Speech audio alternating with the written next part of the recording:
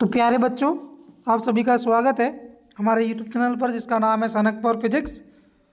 पिछले लेक्चर में हमने द्विविमीय सदिश के बारे में पढ़ा था और द्विविमीय सदिश के बारे में 3 महत्वपूर्ण बातें जानी थी कि यदि एक बार मैं आपको रिकैप दे देता हूँ उसका, अगर आप उससे अच्छे से पढ़ना चाहते हैं तो पिछला लेक्चर देख कर आइए। तो यदि ए एक द्विविमीय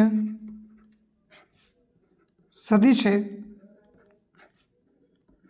तो ए को कैसे लिखा जाएगा? ए सदिश बराबर ए x I cap plus a y J cap, और ए एक्स और ए वाई जो है यह सदिश ए के एक्स तथा वाई दिशा में घटक है। अब दूसरी महत्वपूर्ण बात, सदिश ए का परिमाण, इसका सूत्र आया था root a x square plus a y square.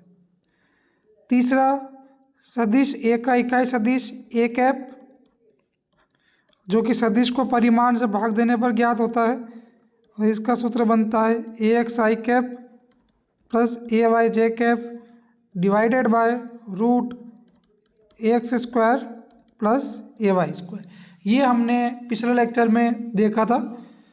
अब हम आगे बढ़ते हैं जहाँ हम एक सवाल करेंगे, और सवाल जो है वो इन 3 सूत्रों पर आधारित होगा।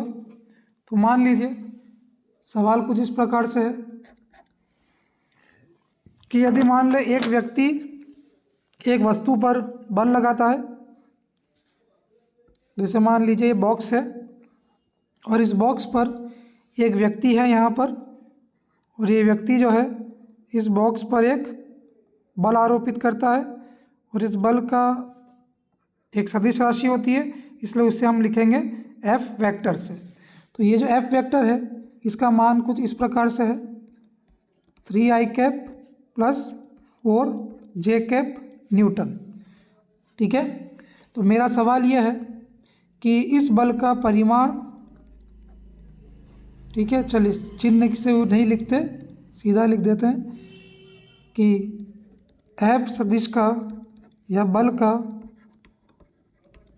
परिमाण तथा इकाई सदिश ज्ञात करें। तो कैसे करेंगे?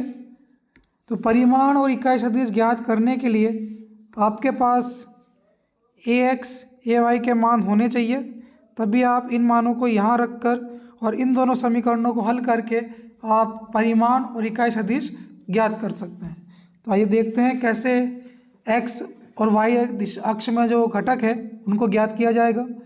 तो जो एफ है उसको क्या मैं ऐसा लिख सकता हूँ, एफ बराबर एफ एक्स आई कैप प्लस एफ वाई जे कैप। कुछ नहीं किया, यहाँ पे ए था इसलिए ए एक्स लिखा, यहाँ पर एफ है इसलिए एफ एक्स लिखा है, और जो सदिश आपको दिया है उसका मान है 3 आई कैप प्लस 4 जे कैप। समीकरण नंबर 1 और समीकरण नंबर 2। अब आप 1 व 2 की तुलना करेंगे,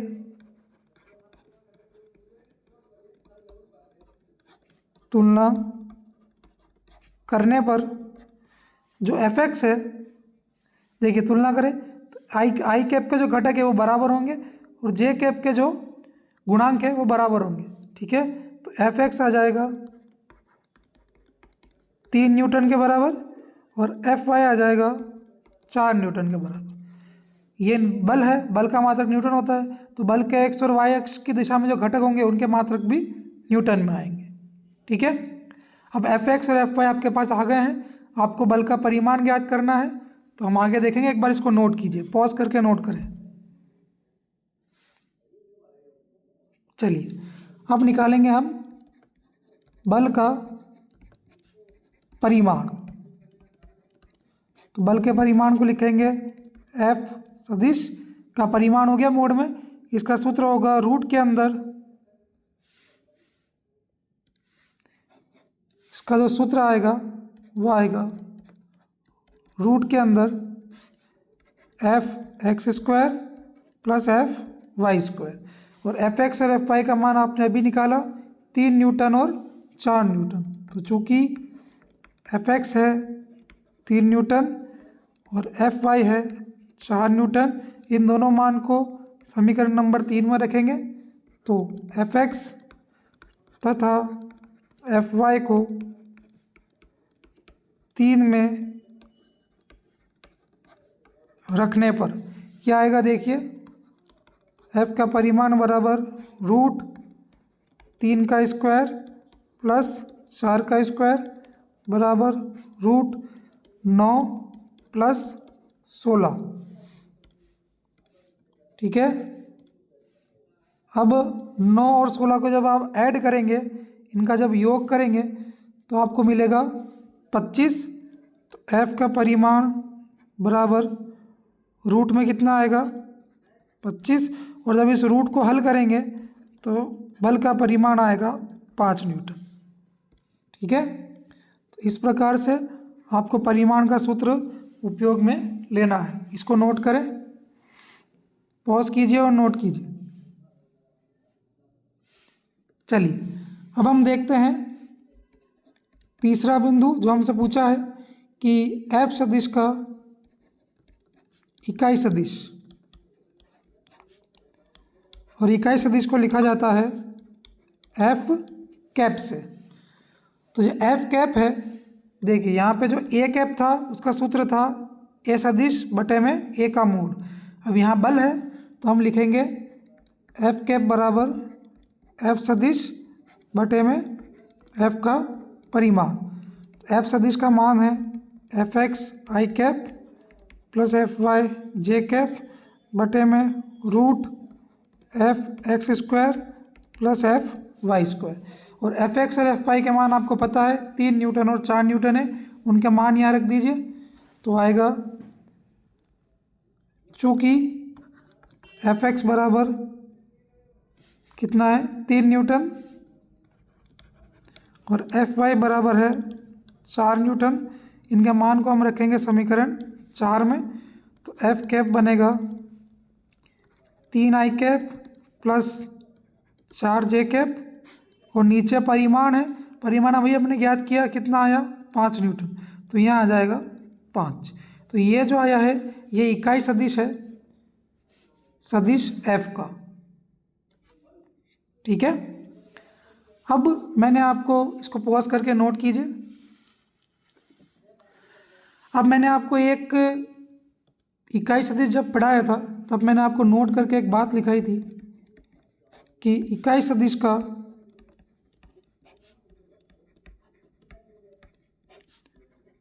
परिमाण हमेशा कितना आता है 1। तो इसको सिद्ध करते हैं और चेक करते हैं कि ये बात सही है या नहीं है। तो मान लीजिए मेरे पास एक सदिश है, ये सदिश द्विविमीय सदिश है जो कि है a x I cap plus a y J cap. ठीक है, a x I cap plus a y J cap. Okay, तो मैं इसी का उदाहरण ले लूँ कि ये सदिश है मेरे पास 3 आई कैप प्लस 4 जे कैप, और इसका इकाई सदिश आया है ये। तो इस इकाई सदिश का परिमाण ज्ञात करेंगे और देखते हैं कि ये 1 आता है या नहीं आता है। ठीक है, तो परिमाण का पहले सूत्र लिखेंगे। परिमाण का सूत्र है root a x square plus a y square. अब देखिए हमारे पास जो इकाई सदिश है वो है एफ कैप, और कितना मान आया था 3 आई कैप प्लस 4 जे कैप बटे में 5। तो 3 आई कैप प्लस 4 जे कैप बटे में 5। अगर इस 5 को अलग अलग कर दूं तो मेरे पास आएगा 3 आई कैप बटे 5 प्लस 4 बटे 5 जे कैप। इसको इस प्रकार से लिखिए कि 3 बटे 5 आई कैप प्लस 4 बटे 5 जे कैप। ठीक है, अब देखिए ये है आपका एफ कैप। एफ कैप यही है ना, इसी को ऐसे लिखा है।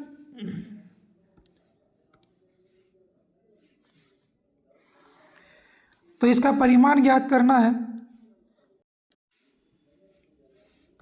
तो इसका परिमाण ज्ञात करने के लिए आपके पास क्या होने चाहिए, एक्स और वाई दिशा में एफ कैप के घटक। तो हम यहाँ देखते हैं कि एक्स तथा वाई दिशा में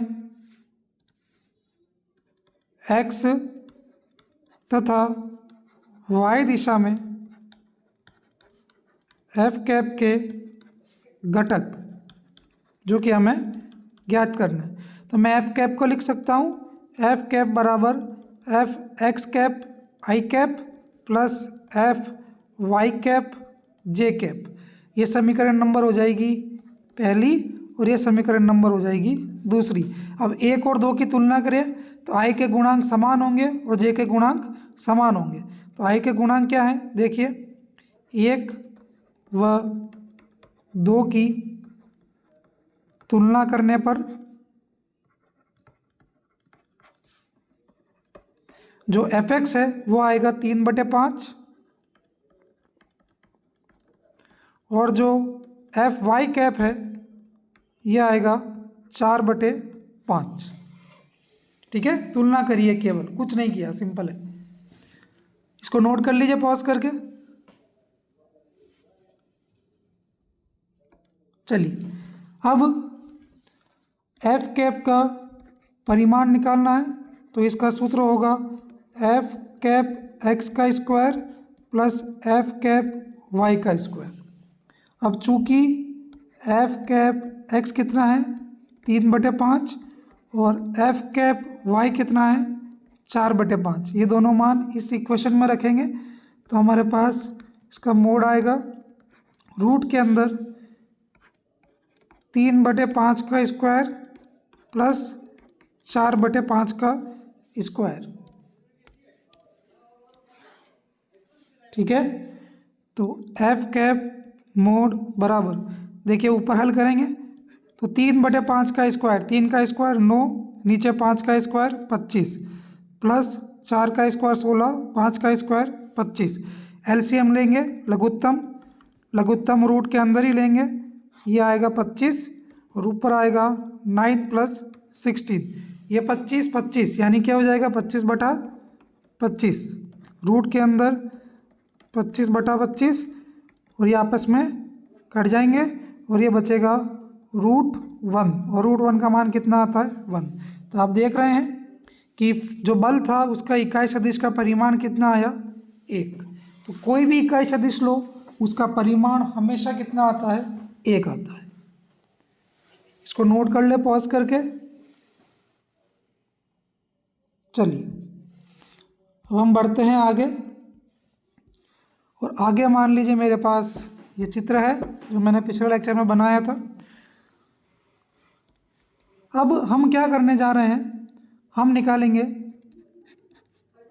ए सदिश द्वारा एक्स अक्ष से बनाया गया कोण।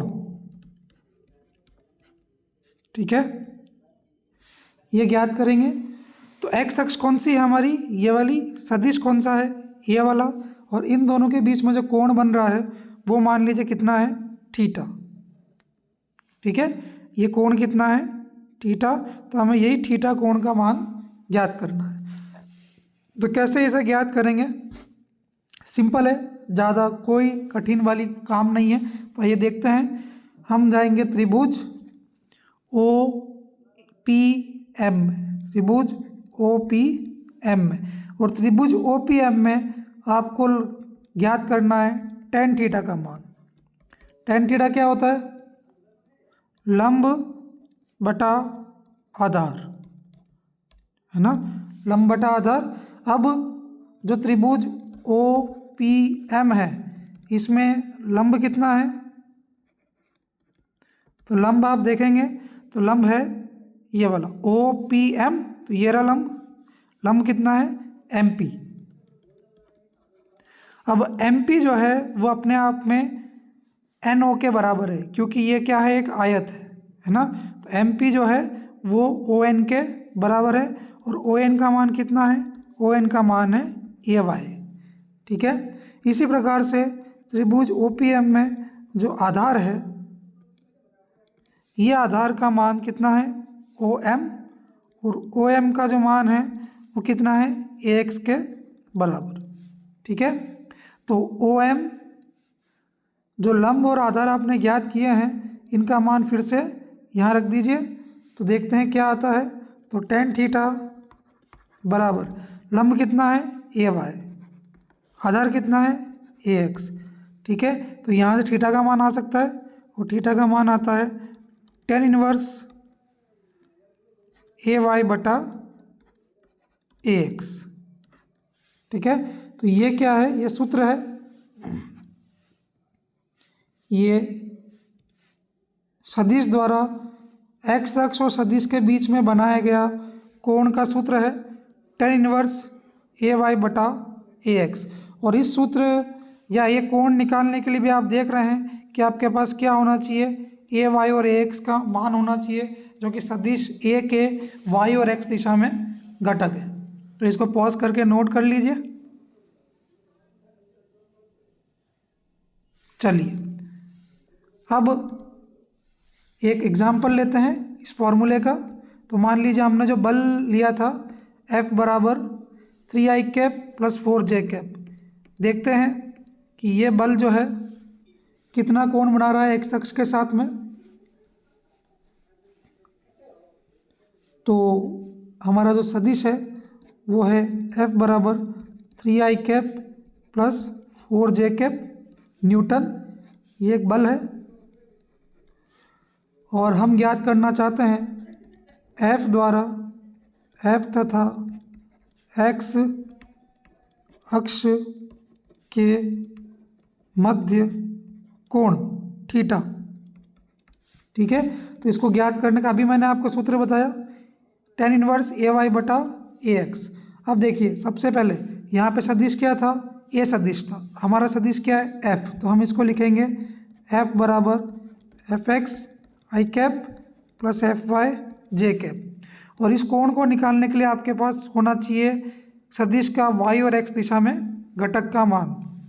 तो सदिश का जो y दिशा में घटक है उसका परिमाण है fy। तुलना करेंगे दोनों की, तो देखो fy का मान 4 आ रहा है और fx का मान 3 आ रहा है। ठीक है, तो fy का मान आएगा 4 और fx का मान आएगा 3। अब कोण का सूत्र थीटा बराबर tan इनवर्स fy बटा fx, और fy का मान आपको पता है और fx का मान भी आपको पता है, हमें केवल उनके मान इस सूत्र में रखना है। तो थीटा बराबर tan इनवर्स fy कितना है 4 और fx कितना है 3। तो tan इनवर्स 4 बटा 3, इसको जब आप हल करेंगे तो आएगा थीटा बराबर tan इनवर्स 1.333, और इसको जब आप हल करेंगे साइंटिफिक कैलकुलेटर से तो आएगा थीटा बराबर 53 डिग्री। ठीक है, तो ऐसे आप उस कोण का मान ज्ञात कर सकते हैं। इसका मतलब क्या हुआ इसका मतलब यह हुआ कि जो आपका सदिश है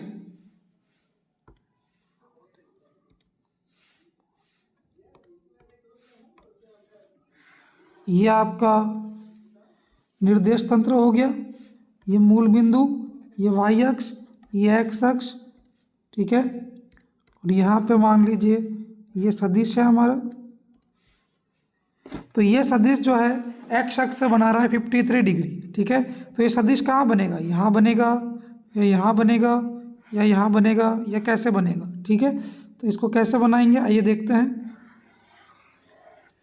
क्योंकि जो सदिश है वो x अक्ष से 50 डिग्री बना रहा है, तो x अक्ष जो है ये हो जाएगा आपका 0 डिग्री, और यहाँ से आप शुरू करेंगे 53 डिग्री तक चलेंगे। ठीक है, यहाँ से आप 53 डिग्री तक चलेंगे, जहाँ 53 डिग्री आएगा वहाँ पे आप अपने सदिश को ड्रॉ करेंगे। ठीक है, तो 53 डिग्री ये आ गया, ये हमारा सदिश हो गया, और यह सदिश जो है यह x अक्ष से बना रहा है कितना कोण 53 डिग्री। इस तीर की लंबाई कितनी होगी? इस तीर की लंबाई होगी सदिश के परिमाण के बराबर। तो सदिश का परिमाण जो था वो आएगा 5 न्यूटन। तो ये जो तीर है, अर्थात ये जो तीर है जो कि है उसकी लंबाई कितनी है? ओपी। ओपी जो आएगा वो आएगा 5 न्यूटन के बराबर। इस तीर की जो लंबाई है ये आएगी 5 न्यूटन और ये कोण जो बनेगा ये बनेगा 53 डिग्री। ठीक है, तो आज के लेक्चर के लिए केवल इतना ही। इसको चाहे तो आप नोट कर लीजिए, फिर इसको नोट कर। Thank you.